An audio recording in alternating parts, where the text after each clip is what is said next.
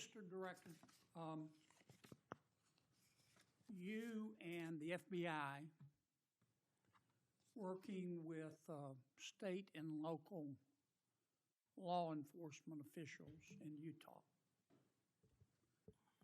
have caught the assassin of Mr. Charlie Kirk. Is that right? We have a suspect, yes, sir. And you did that within 48 hours, did you not? 33 hours. 33 hours. Congratulations. We've had other political assassinations. Back in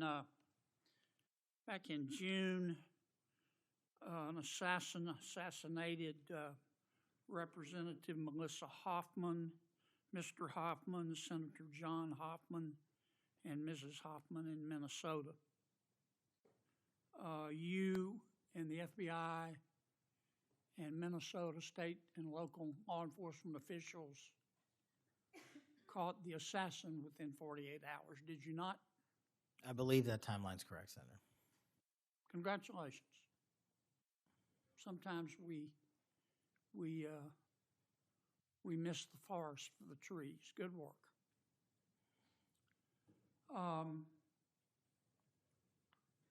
Did Mr. Kirk's assassin act alone?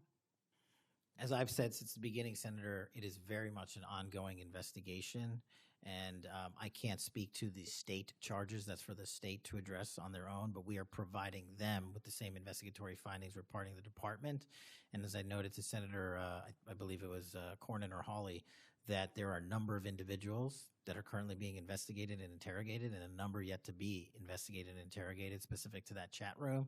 So we are very much in our ongoing posture of investigation. So others could have been involved? Yes, sir. Okay. I asked you this last time you were here. Cash, you remember Mr. Peter Strzok and Ms. Lisa Page? Yes, sir. Mr. Strzok was an FBI agent. Ms. Page was an FBI lawyer. They were both very aggressive anti-Trump political activists who allowed their political opinions to affect their work at the FBI. Is that a fair statement? I believe their text messages and their testimony that was secured by the OIG and DOJ speak for themselves. In fact, Mr. Strzok and Ms. Page were having an extramarital affair, and at one point, Ms. Page texted Mr. Strzok, quote, "Trump's not ever going to be president, right? Right?" And Mr. Strzok replied, "No, he won't. We will stop it," end quote. Ms. Page resigned from the FBI. Mr. Strzok was fired. They promptly sued the federal government and the FBI and Justice Department for releasing their emails, which revealed all of this. The FBI settled that lawsuit for $1.2 million, gave Mr. Strzok $1.2 million cash, gave Ms. Page, who resigned. She wasn't fired, she resigned, she quit. Gave her $800,000. Who, if the FBI made that decision to give them money? That settlement was reached in the Biden administration when my predecessor was the director. Who? Are you saying that Chris Wray did? The only people that can decide that settlement are the Attorney General in conjunction with the director and the administration. Okay, so you're telling me that Attorney General Garland and Director Wray decided to give them the money. Is Yes, that sir. right? Yes, sir. Okay. Now, when you took over the FBI,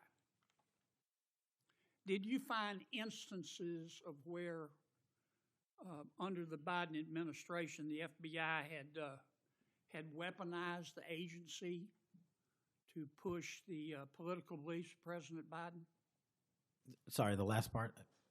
When you took over the FBI, did you find instances of where the Biden administration had politicized the FBI to prosecute its political agenda? Well, I won't speak for other people.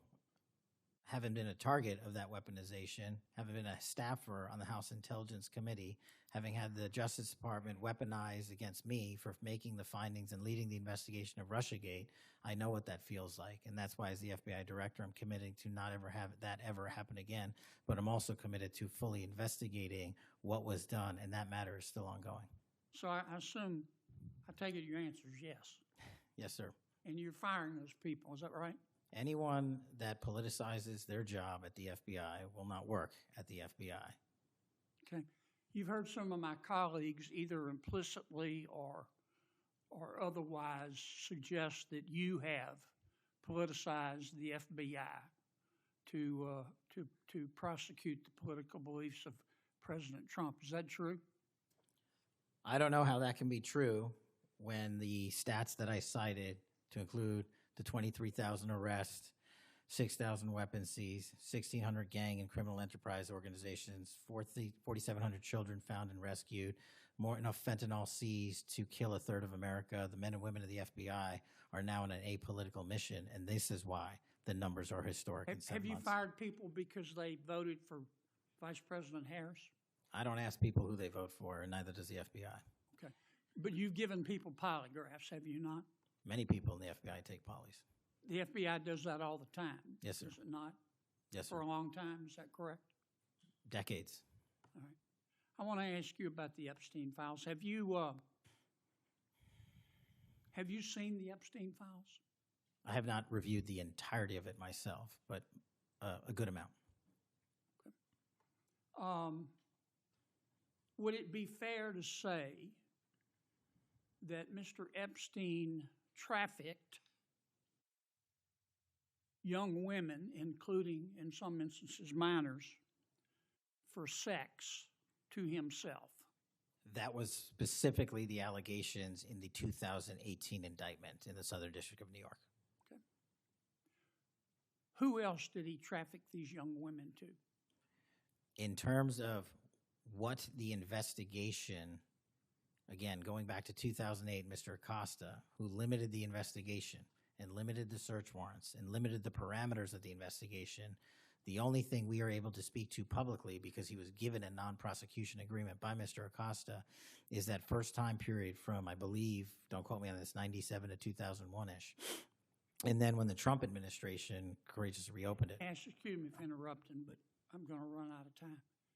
You've seen most of the files. Who, if anyone, did Epstein traffic these young women to besides himself? Himself. There is no credible information. None. If there were, I would bring the case yesterday that he trafficked to other individuals. And the information we have, again, is limited. So the answer is no one? For the information that we have. In the files? In the case file. Okay. Now, President Trump has deferred to the FBI and the Department of Justice with respect to the Epstein records. He says it is your call about releasing them. And I understand that the department and the agency have decided to release them in cooperation with the House committee. Is that correct? Yes, sir. So you're releasing them a little bit at a time. Is that correct? We're releasing as much as we can, but we are limited by 3 different court orders, and the department went back to each of those judges to waive those court orders or have them lifted, and each of those judges declined. Will you release all of them, or at least as many as you can? We will release everything we are legally permitted to do so. We are continuing to work with the House on the subpoena request. We have substantially complied with it, but we will continue to release whatever we are legally permitted to do so. Okay. I strongly encourage you to do that, Cash. This issue's not going to go away. And I think the central question for the American people is this. They know that Epstein trafficked young women for sex to himself. They want to know who, if anyone else, he trafficked these young women to. And that's a very fair question. I want to know that answer. And I think you're going to have to do more to satisfy the American people's understandable curiosity in that regard. Mr. Chairman, may I just respond to that? I agree, Senator. And what we have done, and just to remind folks, the Epstein case files existed in the two prior administrations, in the Obama administration and the Biden administration, and they didn't release anything. And there was President Trump in the first administration that renewed charges against Mr. Epstein. And I know it's a little complicated to understand, but what exists in the Epstein case files was a direct result of the limited search warrants from 2006 and 7, which hamstrung future investigations because of the non-prosecution agreement. And multiple administrations had the opportunity to look at the entirety of that case file and recommend prosecutions against anyone that was trafficked under Mr. Epstein and anyone that participated in that trafficking. And the only person to bring charges was the prior administration against Mr. Epstein. Now, I am not saying that others were not trafficked and others were not involved.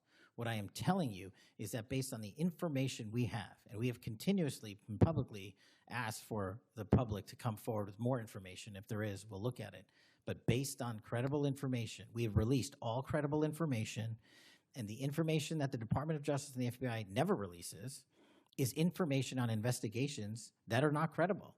And we don't release the names of victims who weren't credible, but in the same time, we don't release the names of victims who were credible. And so the that's by law. And so the information we are releasing now is historic, and it is also to the maximum capacity that the law allows. And I know that's not going to satisfy many, many, many people. But if they wanted it done right, then the investigation from its origination should have been done right, and he should not have been given a get-out-of-jail-free card to do jail on the weekends for 12 hours a day, and he should have been investigated fully for the entirety of his crime and criminal enterprise, not just from 1997 to 2001.